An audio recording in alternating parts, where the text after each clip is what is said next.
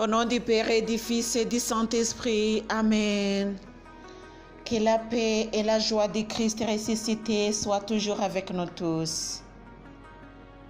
Bien, chers frères et sœurs, en Jésus-Christ, nous continuons la lecture de la Bible et aussi avec la méditation. Nous sommes toujours dans le livre de la Genèse, chapitre 16.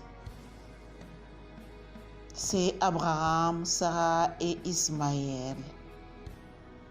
Que le Seigneur Jésus nous bénisse, mes chers frères et sœurs en Jésus-Christ. Je suis Marie-Louise Oumoumararungu.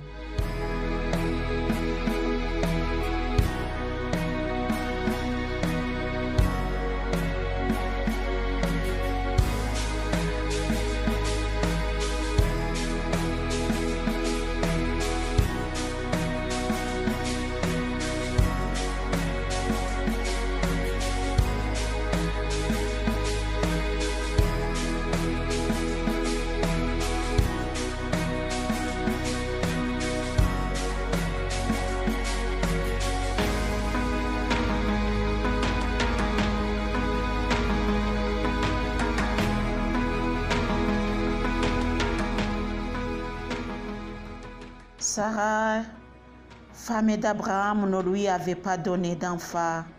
Elle avait une servante égyptienne du nom de Hagar. Et Sarah dit à Abraham, « Voici que le Seigneur m'a empêché d'enfanter. Va donc vers ma servante, peut-être que par elle j'aurai un fils. » Abraham écouta la proposition de Sarah. 10 ans après qu'Abraham se fit établi dans le pays de Canaan, Sarah et sa femme prirent Hagar, sa servante égyptienne, pour la donner comme femme à Abraham son mari. Il alla vers Hagar qui devait enceinte. Quand elle se vit enceinte, sa maîtresse ne compta plus à ses yeux. Sarah dit à Abraham, « Tu es responsable de l'injure qui m'est faite. C'est moi qui ai mis sur ton sein ma servante. Dès qu'elle s'est vue enceinte, je n'ai plus compté à ses yeux. Que le Seigneur décide entre toi et moi. » Abraham répondit à Sarah, « Voici ta servante en ton pouvoir, fais-lui ce qui est bon à tes yeux. » Sarah la maltraita et celle-ci prit la fuite. L'ange du Seigneur la trouva près d'une source dans le désert, celle qui est sur la route de Shaoul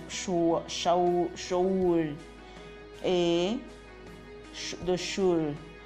Et il dit, « Hagar, servante de Sarah, d'où viens-tu et où vas-tu » Elle répondit, « Je fuis devant Sarah, ma maîtresse. » L'ange du Seigneur lui dit, « Retourne vers ta maîtresse et plie-toi à ses ordres. » L'ange du Seigneur lui dit, « Je multiplierai tellement ta descendance qu'on ne pourra la compter. » L'ange du Seigneur lui dit, « Voici que tu es enceinte et tu vas enfanter un fils. Tu lui donneras le nom d'Ismaël, car le Seigneur aperçut ta détresse. » Véritable âne sauvage, cet homme, sa main contre tous, la main de tous contre lui. À la force de tous ses frères, il y demeure. Hagar invoqua le nom du Seigneur qui lui avait parlé.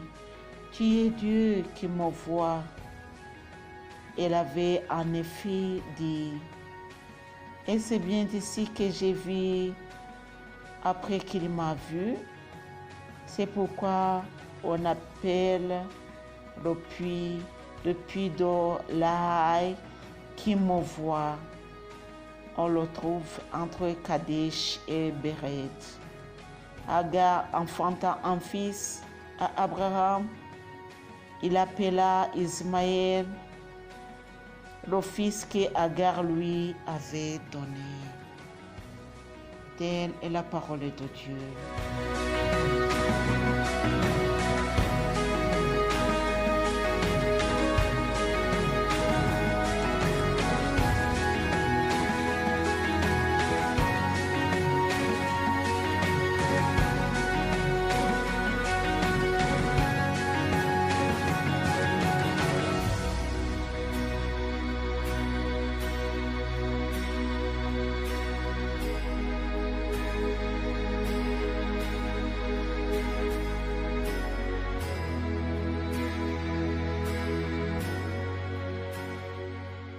Mes chers frères et sœurs, en Jésus-Christ, continuons la lecture.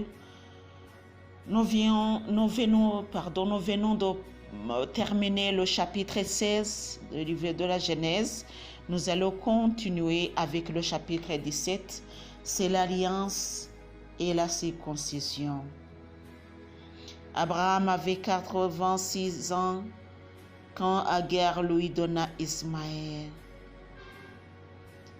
Il avait 99 ans quand le Seigneur lui apparut et lui dit, « C'est moi le Dieu puissant, marche en ma présence et sois intègre. Je vais te faire don de mon alliance entre toi et moi. Je te ferai proliférer à l'extrême. » Abraham se jeta face contre terre. Dieu parla avec lui et dit, « Pour moi, voici mon alliance avec toi. Tu deviendras le père d'une multitude de nations.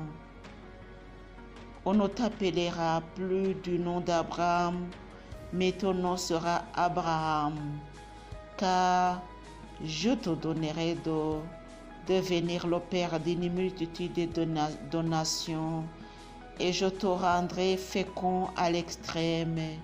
Je ferai que tu donnes naissance à des nations, et des rois sortiront de toi. J'établirai mon alliance entre moi, toi et après toi, les générations qui descendront de toi. Cette alliance perpétuée fera de moi ton Dieu et celui de ta descendance après toi. Je donnerai en propriété perpétuelle à toi et à ta descendance après toi le pays de tes migrations, tout le pays de Canaan, je serai leur Dieu. Dieu dit à Abraham, toi, tu garderas mon alliance et après toi les générations qui descendront de toi. Voici mon alliance que vous garderez entre moi et vous, c'est-à-dire ta descendance et après toi, tous vos mâles seront circoncis. Vous aurez la chair de votre prépuce circoncise, ce qui deviendra le signe de l'alliance entre moi et vous. Seront circoncis à l'âge de 8 jours tous vos mâles de chaque génération, ainsi que les esclaves nés dans la maison ou acquis à prix d'argent d'origine étrangère, que les soient qui ne sont pas de ta descendance. L'esclave né dans la maison ou acquis à prix d'argent devrait être circoncis.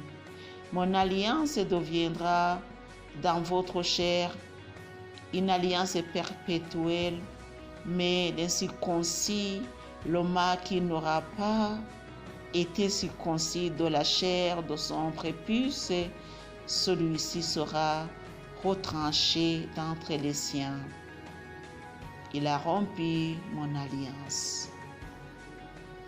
Dieu dit à Abraham, « tu n'appelleras plus ta femme Sarai du nom de Sarai, car il y aura pour nom Sarah. Je la bénirai, et même je te donnerai par elle un fils.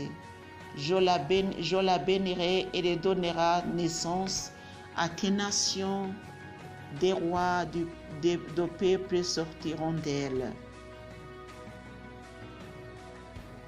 Abraham se jeta face contre terre et il rit.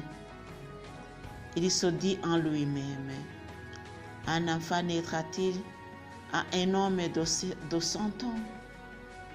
Ou Sarah, avec ses 98 ans, pourrait-elle enfanter? Abraham dit à Dieu, puisse Ismaël vivre en ta présence. Dieu dit, mais non, ta femme Sarah va t'enfanter un fils et tu lui donneras le nom d'Isaac. J'établirai mon alliance avec lui comme une alliance perpétuée pour sa descendance après lui. Pour Ismaël, je t'exauce. Vois, je le bénis, je le rends fécond, prolifique à l'extrême. Il engendrera 12 princes et je ferai sortir de lui une grande nation. Mais j'établirai mon alliance avec Isaac, que Sarah te donnera l'année prochaine à cette date. Quand Dieu eut achevé de parler avec Abraham, il s'éleva loin de lui. Abraham prit son fils Ismaël. Tous les esclaves venaient dans sa maison, de sa maisonnée. Il circoncit la chair de leur prépuce le jour même où Dieu avait parlé avec lui. Abraham avait 99 ans quand fut circoncise la chair de son prépuce, et Ismaël avait 13 ans quand fut circoncise la chair de son prépuce. C'est le même jour qu'Abraham et son fils Ismaël furent circoncis. Toute sa maisonnée, les esclaves venaient dans la maison ou à qui a pris d'argent d'origine étrangère furent circoncis avec lui. Telle est la parole de Dieu.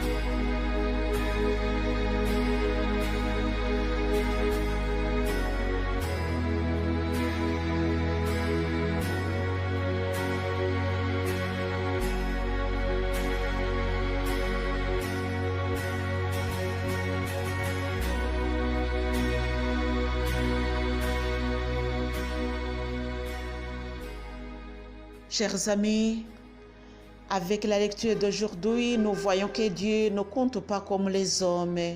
Lui, il a sa façon de compter, puisque quand il te promet de te faire du bien, lui, il ne tarde pas sur le nombre d'âges que tu as, comme il a fait à Abraham et Sarah. Lui, il sait ce qu'il va faire. Pour nous les hommes, nous sommes faibles. Toujours nous disons à Dieu, fais comme ça. Mais Dieu sait ce qu'il va faire.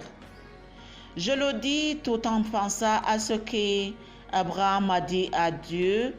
C'est le verset 18. Abraham dit à Dieu, puisse Ismaël vivre en ta présence.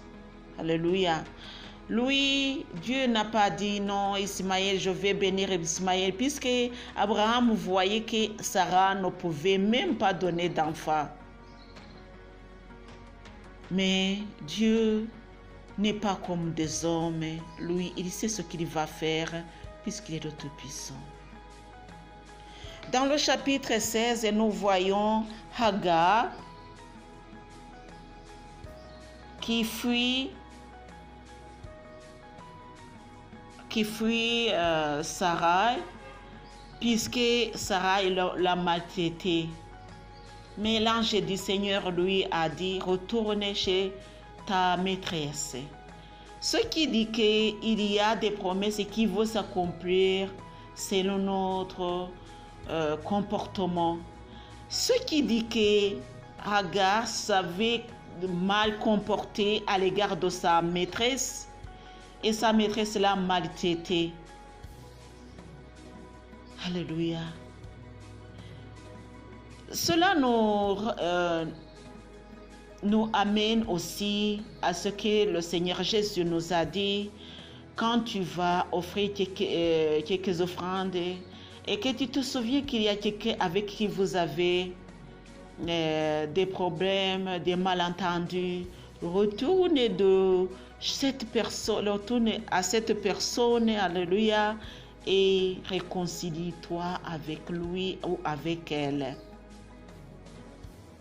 Puisque la force, je dirais, la force de monter l'offrande surviendra de cette personne à côté de toi avec qui vous avez des problèmes. Lui, après la réconciliation, va venir pour t'aider à faire monter ta prière. Mes chers frères et sœurs en Jésus-Christ, n'oublions pas que nos prières et que la force de nos prières se trouve surtout chez nos voisins. Rappelons-nous toujours que le Seigneur est toujours avec nous et nous ordonne de nous aimer. Hagar fuyait, mais elle n'était pas si droite, elle n'est pas si correcte, puisqu'elle a fait du mal à Sarah. Mais malgré qu'elle a fait du mal à Sarah, Dieu a vu sa détresse. Il lui a pardonné de sa détresse et a pitié d'elle, mais il lui a ordonné de retourner chez sa maîtresse. Mes chers frères et sœurs en Jésus-Christ, que ça nous aide aussi à voir comment nous vivons avec nos entourages. Quelquefois, il y a des malentendus, surtout à cause de nous. Que nous ne soyons pas la cause du malentendu. Que le Seigneur Jésus nous bénisse, mes chers frères et sœurs en Jésus-Christ. Au nom du Père et du Fils et du Saint-Esprit. Amen.